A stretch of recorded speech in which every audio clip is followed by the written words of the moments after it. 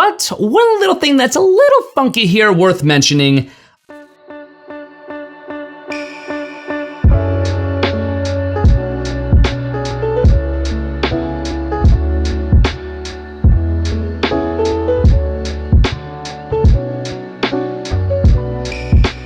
What's up, internet? I'm Brian MacDuff, aka BMAC, and welcome to another video. So today we are reviewing a product that I've been excited about for quite some time now, the Pixel Fold. First things first, I need to give a huge thank you and a shout out to Google for actually sending over this gift from Google for me to be able to check out and talk about.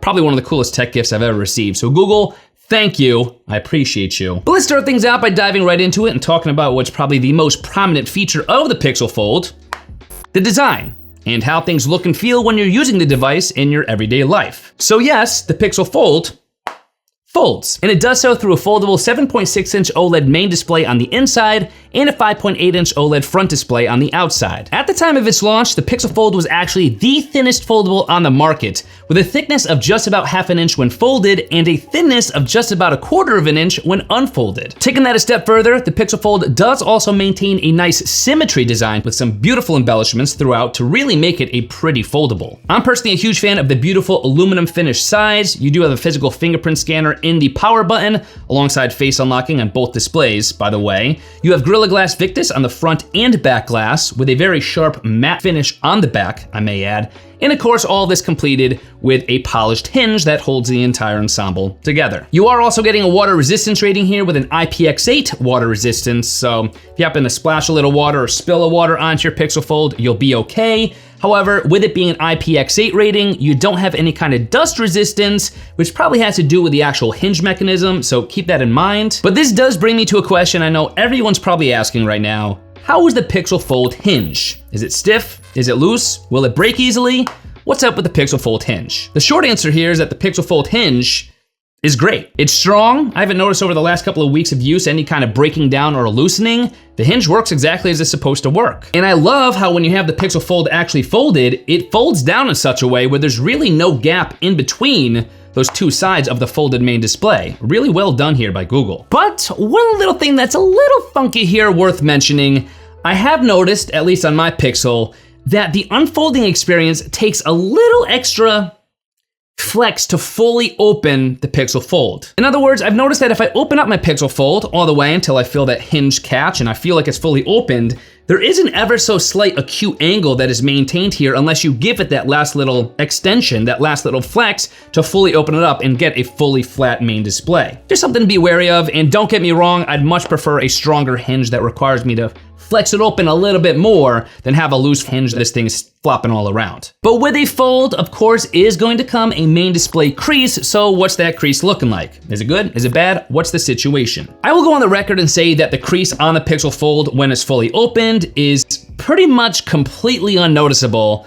especially when you give it that extra little flex we were just talking about, and if you're looking on at the Pixel Fold at a normal straight on angle. That's something you're probably gonna do anyway. You're gonna open up the Pixel Fold, you're gonna look at the main display straight on, and if for whatever reason you don't, that's where you will see a slight stripe of brighter pixels, which is where the crease actually is. But all in all, a very well executed and solidly built design here. It feels amazing in my hands. It's not super heavy, it feels pretty darn good. I love the screen ratios too, how it's kind of a passport size smartphone experience on the front, and then you open it up to a larger tablet size experience on the inside. For a first generation Pixel Fold, I think Google pretty much nailed what you would expect out of a first generation foldable. So, well done, Google. But speaking of these displays we keep talking about, how about those displays? How are things looking when you're looking at them? Size-wise and resolution-wise, you have your bases covered there. I have no complaints. I think things look phenomenal, especially with the HDR support on both displays. I will say that with manual brightness turned on and the brightness set to the max, I did wish the displays got a little bit brighter, especially in direct sunlight. But if you turn on the adaptive brightness setting, the displays automatically got even brighter when in direct sunlight, and I had zero problem seeing the screen whatsoever. But let's talk about an elephant in the room here, what seems to be the #1 complaint I see most Pixel Fold naysayers talking about, which happens to be the bezels. And how large or small or unnecessary or necessary or the deal with the bezels. I will admit that at first glance, the bezels do look perhaps a little bit bigger than you would expect them or want them to be, but in my experience, here's the situation. Over the last several weeks that I've been using this Pixel Fold, pretty much on a daily basis, I cannot honestly say I remember once saying to myself, gee, I really wish these bezels were smaller to add to my overall experience. It's just not something that occurred to me. I can honestly say the bezels never bothered me, and 90% of the time, especially when I'm in dark mode, I forgot they were even there. Of course, in the future, I'd like to see these bezels getting thinner, and perhaps even eventually we'll have that main display camera under the display. We'll see. But all in all, I don't think the bezel sizes are as big of an issue as they're being made out to be. But if we're being honest, the camera system is usually one of the most important components of any smartphone for me. So how does it hold up on the Pixel Fold? Like the Pixel 7 Pro, current flagship alternative, we also do once again have a 3-camera lens system. But the simple fact of the matter here is that yes, if you were to compare tech specs, the Pixel 7 Pro cheaper flagship alternative does have a better camera system based on tech specs and actual results. The Pixel Fold photos that you're getting are still magical. They're still really great. And if we're being honest, you probably can't even tell the difference between photos taken on the Pixel Fold next to the Pixel 7 Pro, unless you're really pixel peeping, comparing the two next to one another or cropping in heavily. So hopefully down the line we see Google matching the camera tech spec readout on the Pixel Fold to whatever the cheaper flagship alternative camera system is, because in my mind, if you're investing twice the amount in a foldable, the idea generally is that you are investing in the smartphone experience while also the tablet experience and combining them both into one for that price tag. Otherwise you could just get them both separately. But speaking of experiencing the Pixel Fold and consuming content, all of that, what's the performance like? How much can you actually throw at this device with it being able to hold up and run smoothly? For everyday use, you're gonna be very happy with the performance level of the Pixel Fold. Now, is it as fast and as powerful as some other alternatives? No, it definitely falls short in terms of performance when you're comparing it to some other flagships. It's not gonna beat out the Samsung Galaxy Z Fold 5, not even the Z Fold 4, and above both of those things are gonna be the iPhone 14 Pro, so performance-wise, when you're directly comparing, you're gonna see the difference, but you're really not gonna notice that in everyday life unless you're doing video exports and have a timer for both phones. I think for general purposes here, the performance is solid right where you would want it to be. There have been some kind of weird moments where something will stutter a little bit, or it might take a second for an app to go from the front display to the main display and be responsive with that kind of transition, which actually brings me to my next point, that I think the main thing holding back the Pixel Fold isn't even the Pixel Fold itself,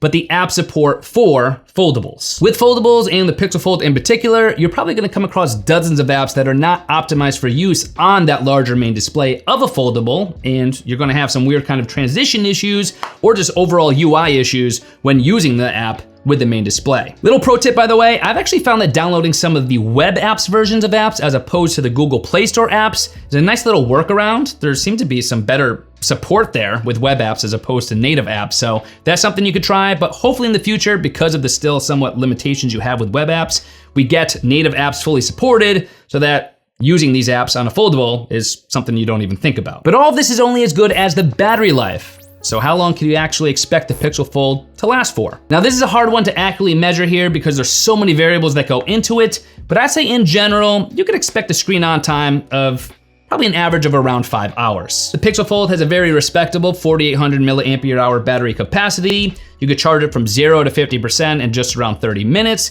You could fully charge it in just under 2 hours. This is very much on par with what we've seen from other foldables. One thing I did notice is that the wireless charging on the Pixel Fold is a little slower than I'd hoped for or expected it to be, but this is not a total surprise because wireless charging on the Pixel Fold is gonna be capped out at 7.5 watts. So battery life, I really can't complain here. Looking back on it, I can't remember a single time where I'm like, oh, this battery dies so quick.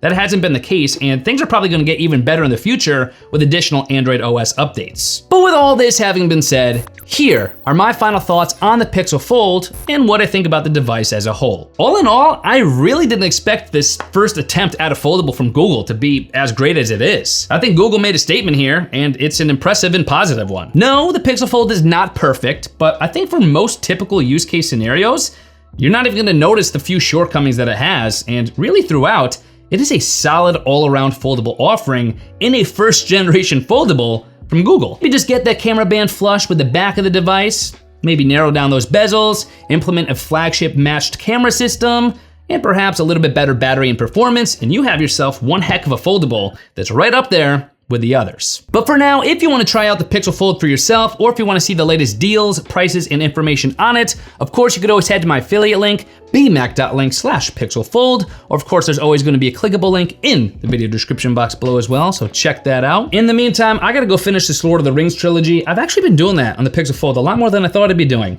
Reading, of all things I could do, I'm reading. But I gotta do that. I gotta figure out if Frodo's gonna make it or not. I will see you guys in my next video.